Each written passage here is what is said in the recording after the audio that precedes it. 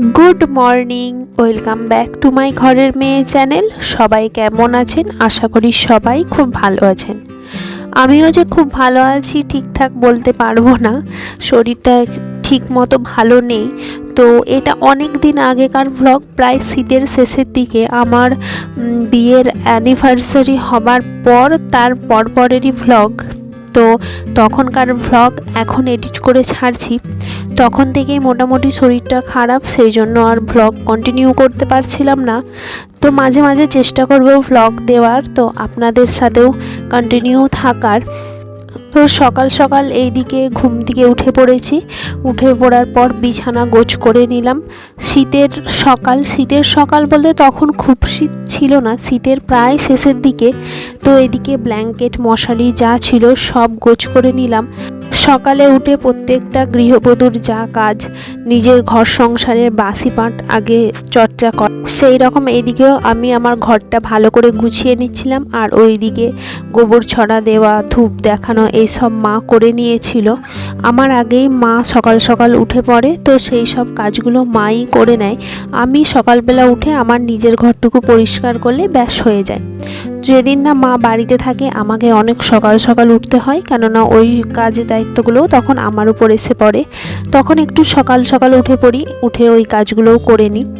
তো এইদিকে ব্ল্যাঙ্কেটটা গোছ করে নিচ্ছিলাম, কেননা আর ব্ল্যাঙ্কেটটা রাখবো না, যেহেতু শীত কমেই গেছে। তো পাতলা একটা সারা বছরের জন্য পেরে নেব। আর এই বড় ব্ল্যাঙ্কেটটা রোদে দিয়ে ভালো করে তুলে রেখে দেবো ডিকিতে, আবার সামনের বছর শীত আসলে তখন পাড়া হবে। এইদিকে আমার বিছানাপত্র গোছ হয়ে গেছে, ঘর ঝাঁট দেওয়া হয়ে গেছে, মুছা হয়ে গেছে। এবার বাসি জামা কাপড় ছেড়ে টাটকা জামা কাপড় পরে নেব।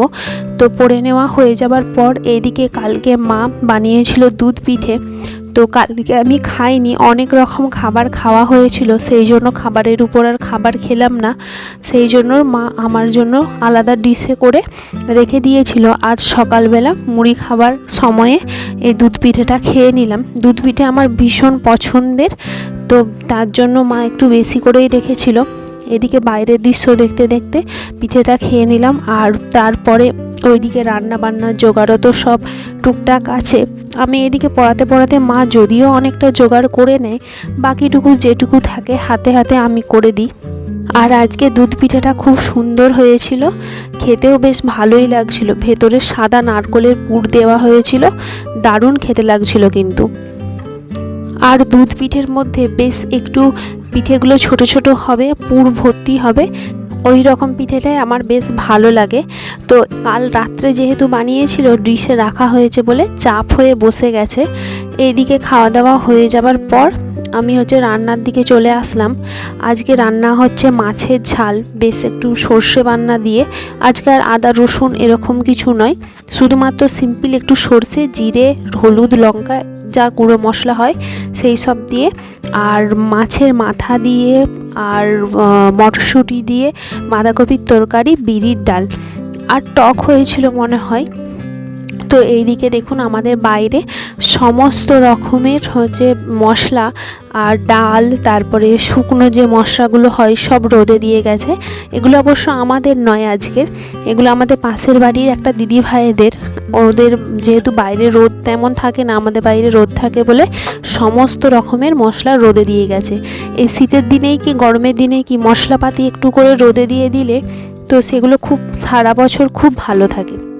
আর এই যেহেতু কদিন আগে আমাদের বিবাহবার্ষিকী গেছে, তো সেই উপলক্ষে যেই সব জামা কাপড়গুলো পরেছিলাম সেইগুলো গোছাবো করে আর গোছানোই হচ্ছিল না।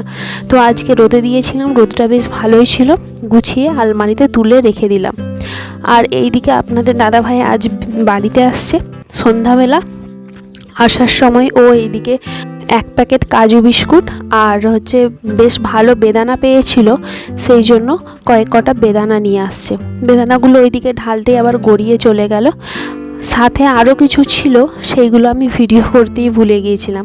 বেদানাগুলো কিন্তু খুব সুন্দর ছিল আর ফ্রেশ ছিল, যখন খাচ্ছিলাম দেখছিলাম বেশ ভালো লাল লাল ছিল। আর এইদিকে তার পরের দিনে আমি আর আমার বড় ননদ, যেহেতু ও বাড়িতে তখন ছিল, তো দুজনে মিলে চলে গিয়েছিলাম স্টেশনারি দোকানে কিছু জিনিসপত্র কেনার জন্য। আসলে আমার জন্য যাইনি, আমার জন্য আপনাদের দাদাভাইয়ের সাথে কিছুদিন আগেই অনেক কটা জিনিস কিনে এনেছিলাম। তো সেইগুলো দেখে আমার বড় ননদের অনেক পছন্দ হয়েছে, তাই দুজনে মিলে চলে গেলাম স্কুটি চালিয়ে যে দোকানটা থেকে আমি স্টেশনারি দোকান জিনিসগুলো কিনেছি। তো সেইখানে ও কিছু জিনিস কিনবে সেই জন্য। আর এই দোকানটাতে আমি বেশিরভাগ জিনিস কিনতে আসি আমার শ্বশুর ঘরের এইখানে। এই দোকানটা বেশ ভালো ভালো জিনিসও পাওয়া যায় আর সুন্দর সুন্দর দেখতেও লাগে।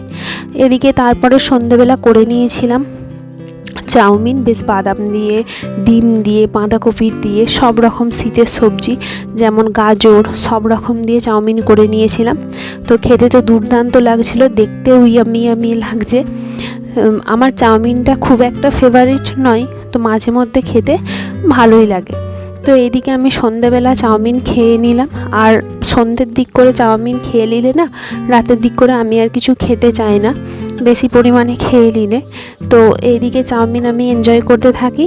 আপনারা পুরো ভ্লগটা দেখে কেমন লাগলো অবশ্যই জানাবেন। আর আমার চ্যানেলটিকে সাবস্ক্রাইব করে পাশে থাকা বেল আইকনটি বাজিয়ে দেবেন। প্লিজ সবাই একটু সাপোর্ট করবেন, সাথে থাকবেন, যাতে আপনি আপনার সবারই এরকমভাবে এগিয়ে যেতে পারি। তো আজকের মতো ভ্লগটা এখানেই শেষ করলাম। সবাইকে গুড নাইট, বাই।